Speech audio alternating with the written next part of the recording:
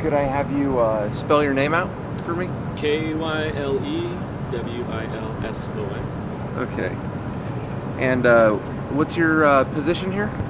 I currently serve as an Indigenous Rhetoric Coordinator in the English department.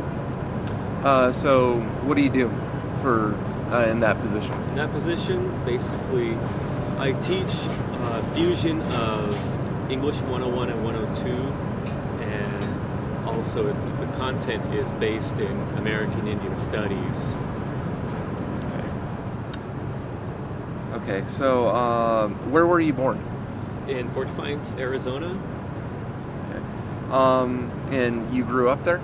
Yes. Yeah, for 17 years. What was the community like? Community is very small. It's a rural town. It had a couple of gas stations and a lot of housing, and there's just one road that goes through, and that's the main street. So pretty rural?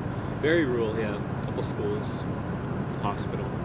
So what's your interest in today's panel discussion? My interest lies within language, how language is used to define people, and also how if it can turn into oppressive means, but also it can be empowering in other ways.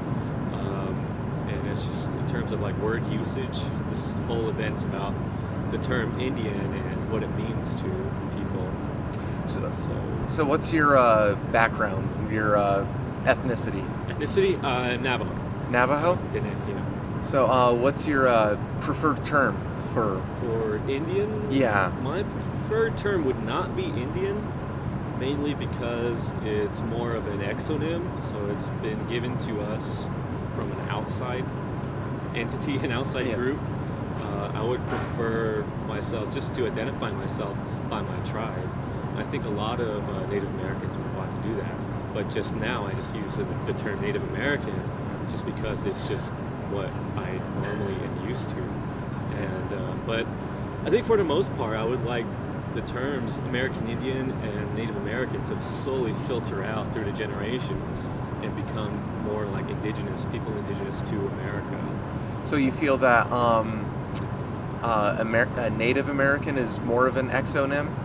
That is definitely, more of an exonym. Yeah. And it's more like American Indian and Native American. It seems like they're more institutionalized terms given to us by, it's written in policies, it's written in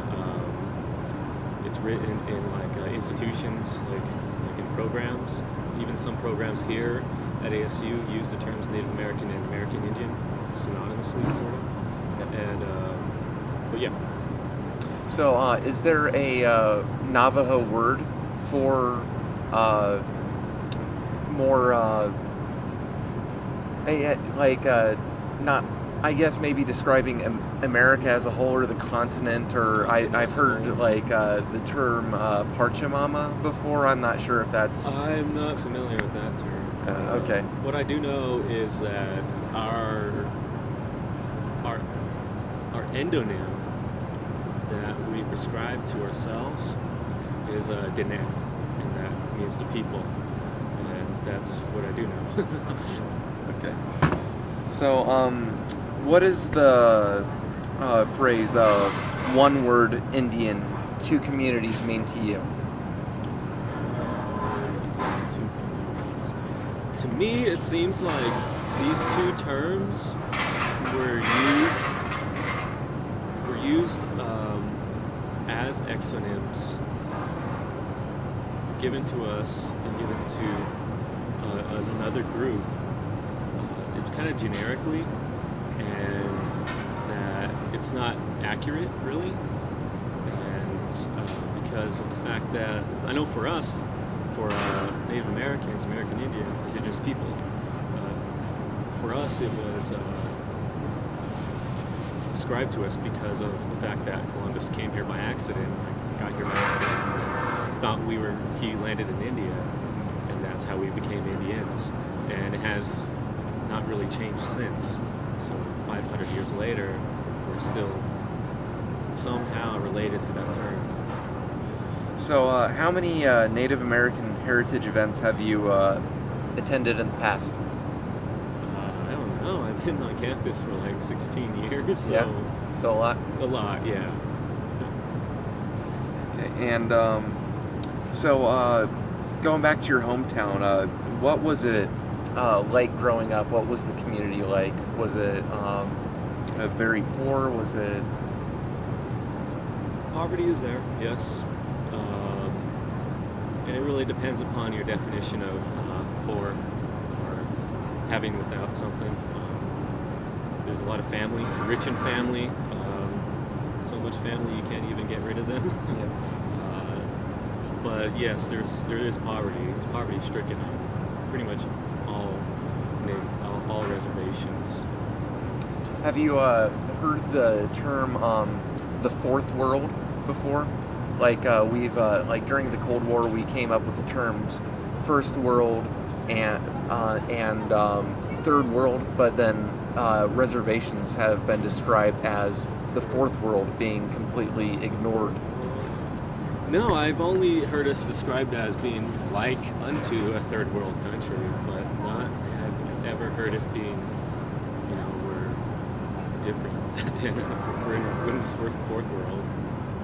So, what was your family's position within the community? More fortunate than others, or? I think yes. I think maybe we were more fortunate than others. The neighborhood that we grew up in was very safe.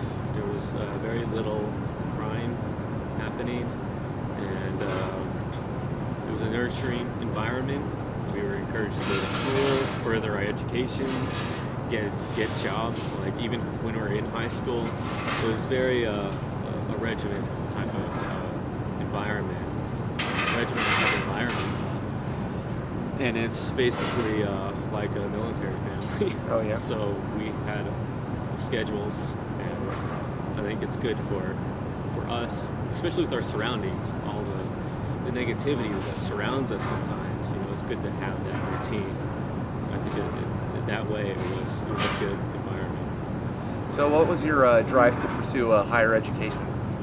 It was because of my grandfather, I think.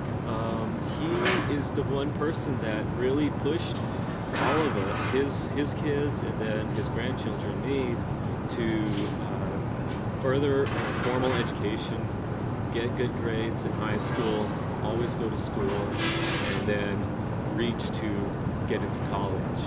And that's kind of what he envisioned for all of us. And in that way, I'm also feeling fortunate as well. He encouraged us. We had that nurturing atmosphere.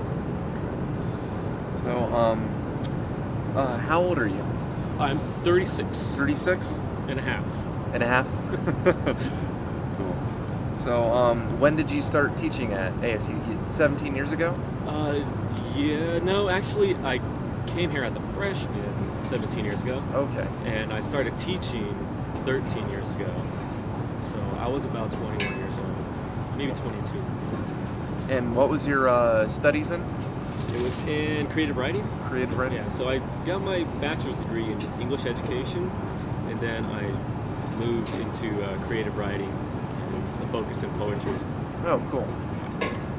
So, and then could you just spell your name out for me one more time? KYLEWILSON. And once again, your position here? Indigenous Rhetoric Coordinator Okay. in the English department. All right, cool. English. Awesome. Thank you All very right. much.